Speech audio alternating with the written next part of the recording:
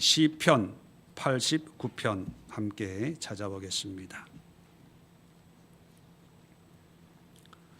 시편 89편 46절부터 51절까지.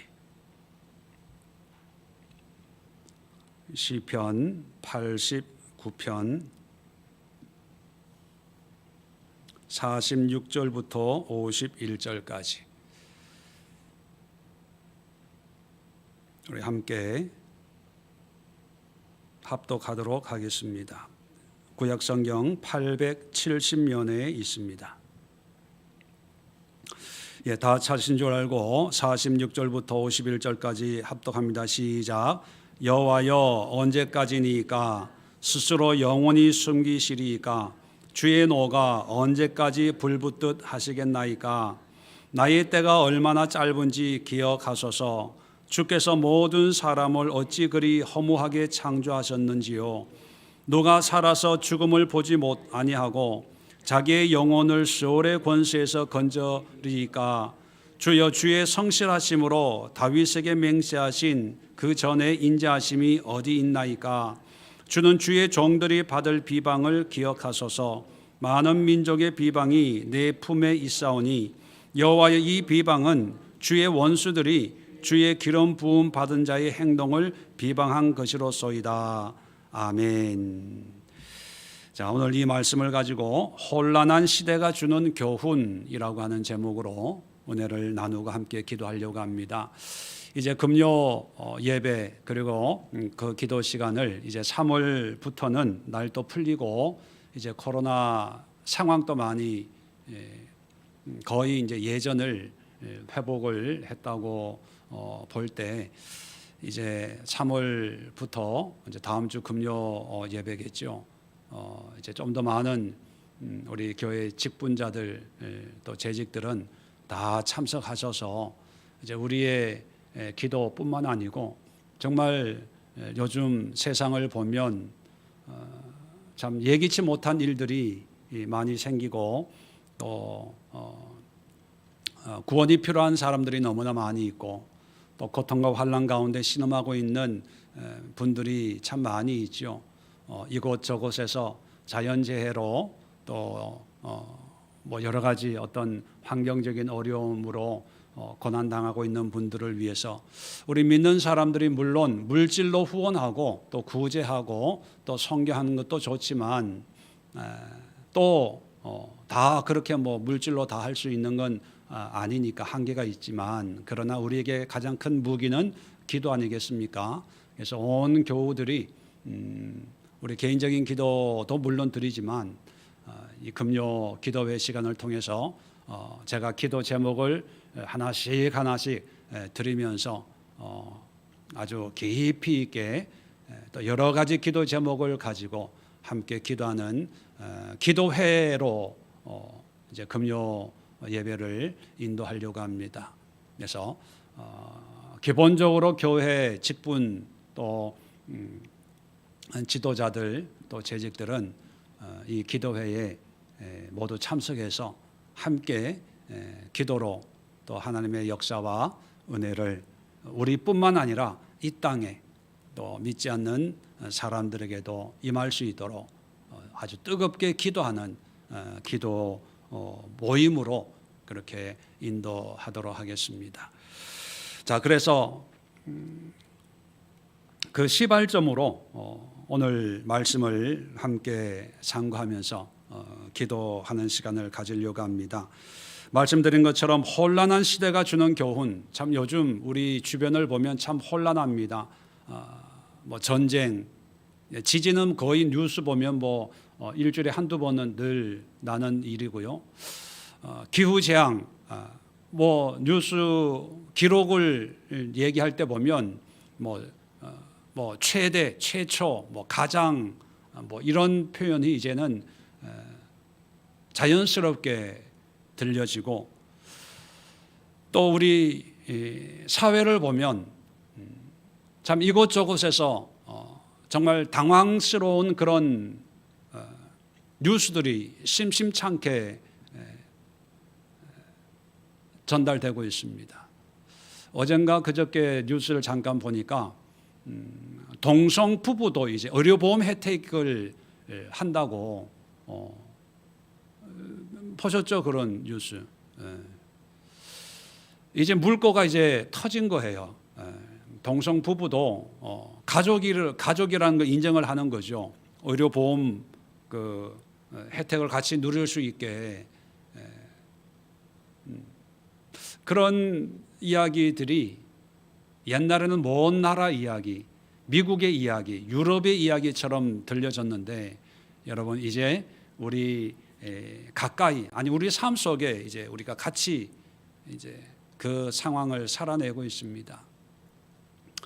이럴 때 우리 믿는 사람들이 어떠한 마음을 가지고 믿음 생활을 해야 될까? 오늘 시편 89편 전체 아주 상당히 긴 시편 내용이지만 내용은 간단합니다. 1절부터 37절까지의 내용은 다윗과 맺은 언약을 이루기 위해서 하나님이 얼마나 열심히 애를 썼는가를 얘기하고 있어요. 하나님의 열심, 정말 다윗을 통해서 복을 주고 은혜를 주고 지키려고 무던히 하나님이 애썼다, 그런 내용이고요. 38절부터는 38절 보면 그러나예요. 주께서 주의 기름 부음 받은 자에게 노하사 물리치셔서 버리셨으며, 그런데 하나님이 버렸대요. 그 이유는 뭐 명확하겠죠. 우리 인간들이 교만하고 타락해서, 그리고 하나님의 말씀 언약을 버렸기 때문입니다. 그래서 여러 가지 그런 혼란과 역경과 고난이 임했다는 것을 38절부터 45절까지 기록하고 있습니다. 자, 그러다가 46절에 이제 시편 기자는 하나님 앞에 간절히 기도합니다. 이런 어렵고 혼란한 상황 속에 하나님 앞에 이제 기도하는데 크게 세 가지 면을 우리에게 가르쳐주고 있습니다. 이런 혼란한 어려운 상황 속에서 자 47절 48절 보면 나의 때가 얼마나 짧은지 기억하소서. 주께서 모든 사람을 어찌 그리 허무하게 창조하셨는지요. 누가 살아서 죽음을 보지 아니하고 자기의 영혼을 스올의 권세에서 건지리까. 자, 이런 혼란한 상황 속에 이제 하나님 앞에 기도하는데 무슨 기도가 처음 먼저 나오냐 하면 나의 때가 얼마나 짧은지 기억하소서. 인생의 허무, 무상을 얘기하는 거예요. 그것은 뭐 염세주의나 허무주의의 의미가 아니라 이런 세상을 보면서 참 인생이란 뭔가를 깨닫는 거예요. 사는 게 뭔가. 어떤 분들은 문제 많은 이 세상을 향해서 욕을 해요. 이 세상을 뭐 뒤집어 엎어야 돼. 정치하는 사람, 또 경제하는 사람, 경제가 왜 이렇게 어렵냐, 물가가 왜 이렇게 자꾸 올라가냐, 정치적으로 왜 이렇게 자꾸 혼란하고 혼동하냐, 또 사회적으로 문화적으로 뭐 여러 가지 어떤 불평이나 어떤 자기의 어떤 주장을 얘기할 수 있죠. 그런데 이 시편 기자는 그러한 혼란한 시대를 보면서 나의 인생을 보는 거예요. 뭐냐 하면 그렇게 혼란하다는 의미는 다 열심히 아둥바둥 산다는 거죠. 자, 그런데 사실 인생이란 그렇게 긴 인생이 아니라는 거예요. 그리고 그렇게 아둥바둥 산다고 해서 뭐 특별하게 사는 게 살 수 있는 게 아니라는 걸 깨닫는 거예요. 48절에 보면 누가 살아서 죽음을 보지 아니하고 아둥바둥 사는 사람들 보면 영원히 사는 것 같아요. 뭐 죽음하고는 전혀 관계없이 그렇게 사는 것 같아요. 자기 영혼을 스올의 권세에서 죽으면 가야 되는 어떤 지옥과 같은 그 스올의 권세에서 건질 사람이 있냐? 아무도 없는데 살아있는 사람들 생활하고 말하는 거 보면 죽음하고는 전혀 관계없이 영원히 살 것 같이 그렇게 살아가고 있더라는 거죠. 그런 모습을 보면서 우리가 제일 먼저 깨닫고 기도해야 될 게 뭐냐? 인생은 짧다는 거예요. 그리고 인간이 가지고 있는 그 능력은 별게 아닌데 별거인 것처럼 착각하고 살다 보니까 아둥바둥 싸우고 뺏고 가지려고 하고 뭔가 이루려고 하고 뭐 그러다 보니까 더 힘들고 어려워지고, 그런데 내 마음대로 안 되니까 그 안 되는 것을 누구에게 전가시키는 겁니까? 혼란한 세상에 전가시키는 거예요. 세상이 이렇게 혼란하니까 내가 사는 게 힘들어. 사업이 안 돼. 내 계획이 안 되는 거야. 다 울분을 토하는 거죠. 그런데 시편 기자는 혼란한 세상을 바라보면서 내 인생이 그렇게 긴 인생을 사는 게 아니다. 그리고 내가 할 수 있는 일이 뭐 전지전능한 어떤 대단한 일을 하는 그런 삶이 아니라 그저 하나님이 맡긴 품복을 그걸 최선을 다해서 감당하고 언젠지 모르지만 주님께서 정한 시기가 되면 죽음이라고 하는 것을 맞이해야 되는데 그렇게 욕심 부리지 말고 그렇게 세상의 어떤 뜻을 품기보다는 짧은 인생을 사는데 가장 의미 있는 것은 무엇일까? 가장 가치 있는 것은 무엇일까? 그걸 한번 살펴보라는 거예요. 그래서 첫 번째 우리가 기도해야 될 기도의 제목은 뭐냐면요, 혼란한 세상 속에서 우리의 마음도 혼란한 세상에 휩쓸리기보다는 짧은 인생을 사는데, 죄송하지만 제가 예언하건대 여기 있는 분들은요 30년, 정연이는 빼놓고 아니죠, 30년은 살 수 있겠네요. 제가 아직 40이니까 한 40년 지나면 이제 이 세상에 없을 거예요. 저희 장모님은 요즘에 뭘 말씀을 뭐 얘기를 하다 할 때마다 뭔가 이렇게 하는 그 말이 있어요. 요즘에 저희 집 앞으로 길이 난다고 이제 측량하고 뭐 이렇게 깃발을 막 꽂아놨어요. 그래서 저게 뭐냐 묻길래 저희 집 앞으로 길 난다고 저만 공사 시작한다고 그렇게 그 측량하고 깃발, 빨간 깃발 왜 있잖아요. 그 공사할 때. 그러면 항상 하는 말이 있어요. 내가 살아 있을 때 길이 날까? 그죠? 그리고 또 뭐 어느 날 고속도로가 난대요. 뭐 서울에서 그 강화까지 하면 10년 걸린대요. 한 10년 걸린답니다. 그러면 늘 서울 가고 싶어 하시니까 그 길이 나면 서울 여의도 가는 거 아주 쉽게 간다고. 그럼 꼭 하시는 말씀이 있어요. 아유, 내가 살아 있을 때 그 길로 다녀 보겠냐? 그죠? 자, 내 인생이 짧다라고 생각할 때는요, 큰 욕심을 안 부려요. 뭐 야망이 없고 비전이 없다, 뭐 이렇게 표현할 수 있지만 짧은 인생에서는요, 가장 중요한 거에 집중할 수 있거든요. 그래서 혼란할 때 가장 소중하고 가장 중요하고 가장 의미 있는 것에 투자하고 집중하고 그거 하나를 붙잡는 게 지혜라는 거죠. 그래서 이 어려운, 요즘에 얼마나 혼란스럽고 어렵습니까? 이럴 때 가장 소중한 것을 위해서 집중할 수 있는, 물론 하나님에 관한 신앙은 뭐 기본적이겠지만 또 우리 삶 속에 또 중요한 것들이 많이 있거든요. 그걸 성령께서 기도 가운데 알게 하시면 거기에 집중할 수 있는 그런 우리의 생활이 될 수 있도록 함께 기도하도록 하겠습니다.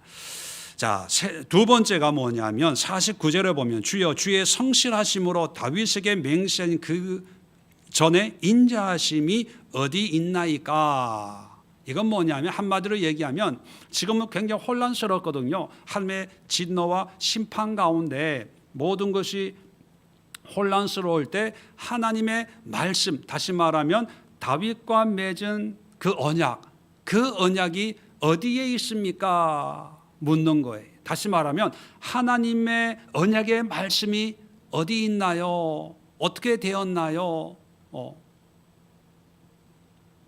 단순하게 표현하면 하나님의 말씀으로 돌아가는 거예요. 말씀으로. 아까도 말씀드렸지만 37절까지는 다윗과 맺은 이 언약을 지키기 위해서 하나님이 열심히 애를 썼거든요. 성실하심으로, 인자하심으로 하나님이 열심을 냈는데 인간들이 거기에 반응을 안 하는 거예요. 그래서 38절부터 심판을 하기 시작을 하시는데 여러 가지 재앙으로, 자, 환난 가운데 들어오니까 우리가 하나님의 말씀을 듣지 않고 말씀에 순종하지 않고 말씀대로 살지 않아서 이런 결과가 생겼구나, 그걸 깨닫는 거예요. 그러면서 하나님의 말씀으로 돌아가기를 원합니다. 그런 표현이 49절에 성실하시며 다윗에게 맹세하신 그 전에 인자하심이 어디 있나이까? 다윗의 언약이 어디 있습니까? 그거예요. 여러분, 혼란 가운데 있으면 너무 급하다 보니까 그저 눈에 보이는 대로, 들리는 대로, 또 몸이 움직이는 대로 이렇게 움직일 위험이 있습니다. 생각이 없다 보니까. 그런데 우리 믿는 사람들에게는 가장 중요한 게 뭐냐면 하나님의 말씀을 붙잡는 거예요. 떠내려가는 통나무를 홍수에 휩쓸리면서 떠내려갈 때 떠내려가는 통나무를 붙잡으면 잠깐의 유익은 있지만 어차피 떠내려가요. 그죠? 그런데 떠내려갈 때 살 수 있는 방법은 움직이지 않는 뭐를 붙잡아야 돼. 육지에 있는 어떤 밧줄을 붙잡든지 나무 뿌리라도 붙잡아야 우리 몸을 지탱할 수 있거든요. 하나님의 말씀을 붙잡는다는 의미, 그것은 뭐냐면 어떤 환경에도 하나님의 말씀은 흔들리지 않고 변치 않고 불변한, 고정되어 있는 거거든요. 그 고정되어 있는 것을 우리가 붙잡아야 우리의 위치를 알 수 있고 자세를 바로 잡을 수가 있습니다. 자세를 바로 잡고 방향을 바로 잡아야 이제 내가 뭘 해야 될지 아는 거예요. 하나님의 말씀을 붙잡는다는 것은 아무 일도 하지 말고 말씀만 읽고 말씀만 묵상하고 말씀 공부만 해라, 그건 절대로 아닙니다. 말씀을 통해서 하나님이 나를 향하신 뜻이 무엇인가를 깨달을 때 내 위치가 정해지는 거죠. 이렇게 살아야 하나님의 뜻이 이루어지는구나. 또 내가 이런 방향으로 걸어가야 하나님의 영광이 나타나겠구나. 말씀을 통해서 내가 어떻게 살아야 될지, 어떤 방향으로 가야 될지, 무슨 일을 해야 될지를 말씀이 우리에게 알게 해주시는 거예요. 어떤 분들은 이 말씀의 의미를 오해해서 이렇게 힘들고 어려울 때 예수 믿는 사람들은 뭐 세상과 상관없이 항상 말씀, 기도, 말씀, 성경 본다고 밥이 나와, 떡이 나와, 뭐가 나와, 뭐 그래요. 근데 말씀을 통해서 떡이 나오고요, 말씀을 통해서 마실 게 나오고요, 말씀을 통해서 입을 게 나오는 거예요. 말씀이 우리에게 감동을 통해서 먹을 것을 위해서 일하게 하고, 감동받게 하고, 의욕 있게 하고, 비전을 갖게 하고, 소망을 주는 그런 원동력이 되는 거지요. 그래서 요즘처럼 혼란하고 뉴스 보면 다 어렵다 그러고, 오늘 또 어떤 우리 동네 농장 하시는 분하고 점심을 먹었습니다. 그래서 요즘에 화두가 농장 하시는 분들 겨울 지났잖아요. 전기비 얼마 나오냐고 묻는 게 그게 인사래요. 그 집은 전기로 난방을 하고 다른 집은 기름으로 난방을 하는데 다들 이 예상 외로 이 난방비가 많이 나오니까 전기 쓰는 사람은 기름 쓰는 사람이 궁금하고 기름 쓰는 사람은 전기 쓰는 사람이 궁금해가지고 다 그렇대요. 뭐 100만 원 나오는 사람은 200만 원 나왔다 그러고 뭐 기름 쓰는 사람은 뭐 400만 원 뭐 이렇게 뭐 나왔다고. 그런데 경제는 이게 생각처럼 이렇게 안 된다고 걱정을 하시더라고요. 자, 그럴 때 그런 상황 속에 있으면 관련돼 있는 분들은 마음이 무거워지죠. 의욕이 없어지죠. 자, 그럴 때 우리가 가야 될 곳은 말씀이에요.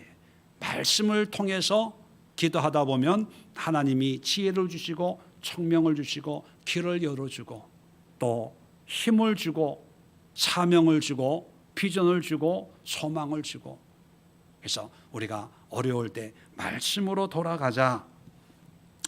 말씀을 사모하고 또 말씀을 통한 하나님의 은혜를 위해서 함께 기도해야 되겠습니다. 자, 세 번째, 혼란한 시대가 주는 교훈이 뭐냐? 50절, 51절 보면 주는 주의 종들이 받은 비방을 기억하소서. 지금 여러 가지 어려움 속에 있는 거죠. 자, 그러니까 믿지 않는 사람들이 믿는 사람들을 조롱하고 비방을 하는 거죠. 많은 민족의 비방이 내 품에 있사오니. 자, 한두 나라가 아니라 많은 민족, 주변의 불신 나라들이 그렇게 조롱하고 있다는 겁니다. 자, 51절입니다. 여호와여, 이 비방은 주의 원수들이 주의 기름 부음 받은 자의 행동을 비방한 것이로소이다. 자, 여기 기름 부음 받은 자라고 하는 것은 신약에는 예수님, 메시아로 오신 예수님을 지칭하지만 여기서는 종교 지도자들, 다시 말해 왕이나 제사장이나 선지자나 또 좀 더 폭넓게 보면 이방 민족과 유대 민족을 이렇게 비교하고 있거든요. 그래서 좀 폭넓게 보면 유다, 이스라엘을 지칭하는 거예요. 하나님이 특별히 구별하고 택하셔서 선민으로 이방 민족과 구별시킨 그 나라, 그러니까 유다 나라와 이방 민족, 또 믿는 자와 믿지 않는 자, 또 종교 지도자, 하나님이 특별히 기름 부어서 세우신 어떤 그런 신앙의 지도자들과 그렇지 않은 사람을 비교하는 그 개념이 기름 부음 받은 자입니다.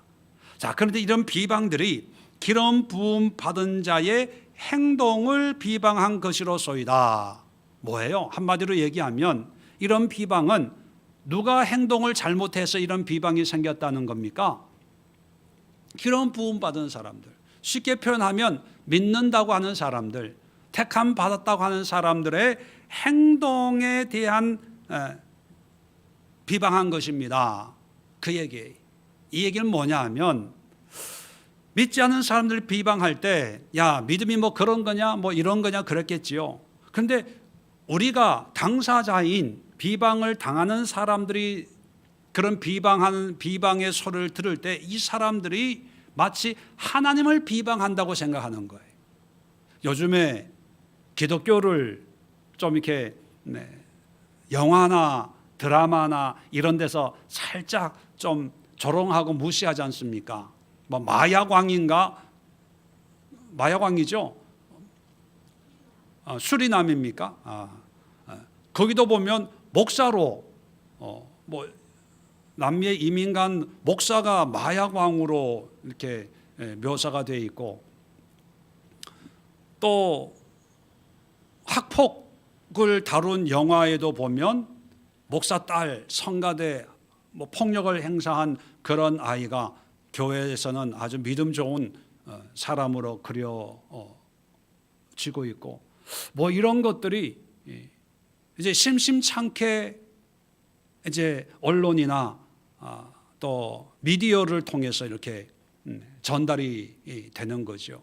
자, 그런 걸 볼 때 우리는 아니 저 사람들이 어떤 기독교를 욕하고 조롱하고 어떤 신앙을, 거룩한 신앙을 이렇게 소재거리로 가볍게 다룬다, 이렇게 화가 날 때가 있어요. 자, 그런데 이 시편 기자는 하나님에 대해서 그들이 조롱하는 게 아니라 뭘 조롱한다고요? 우리가 보여준 행동에 대한 조롱이라는 거죠. 그럼 다른 말로 바꾸면 그 조롱이 곧 누구에 대한 조롱입니까? 우리에 대한 조롱이라는 거죠. 우리가 그렇게 행동해서 그 사람들이 그러는 거죠. 그러면 요즘 또 보면 예수님 욕한 사람 별로 없어요. 하나님 욕한 사람 별로 없어요.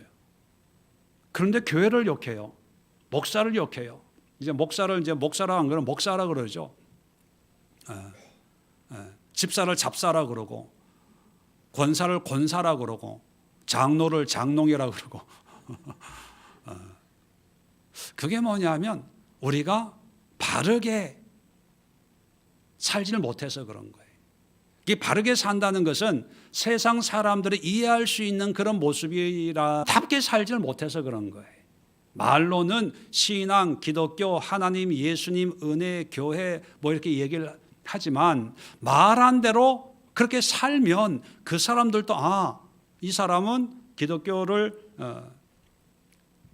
믿는 사람이구나, 그게 인정의 모습이거든요. 근데 말한 대로 그렇게 살지를 못하니까 조롱하는 거예요. 교회가 사랑하지만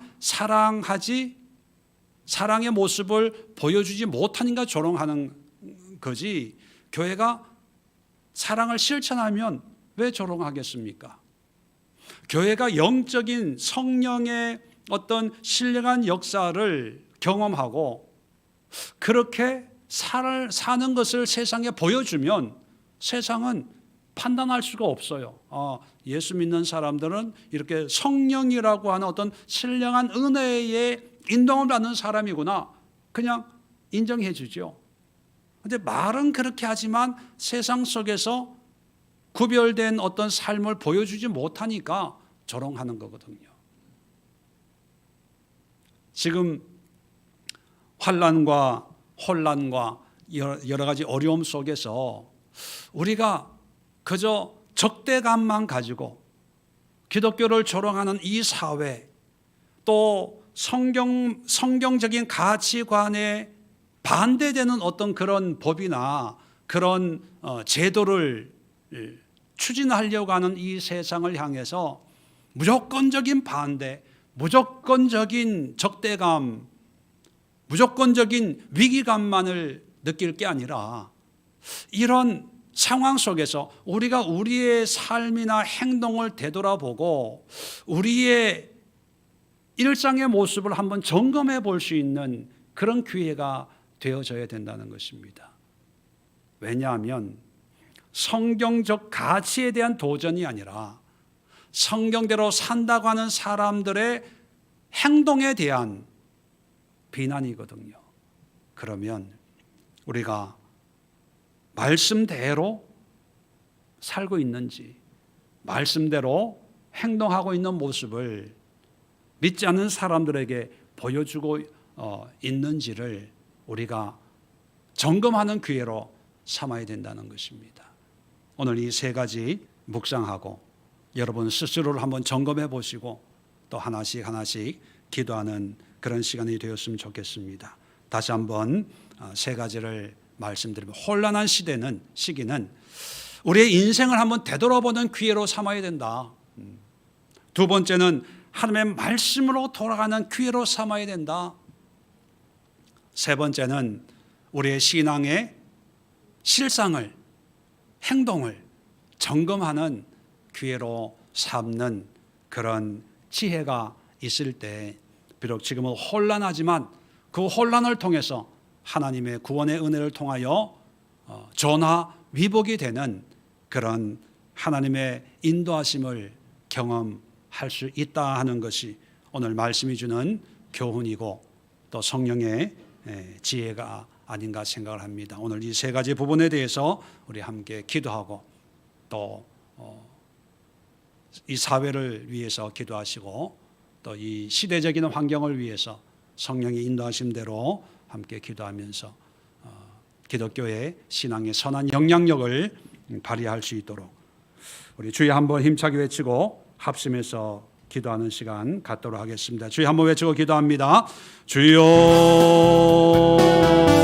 할렐루야 감사합니다. 주님, 환난과 역경과 고난 속에 우리가 신음하고 있을 때에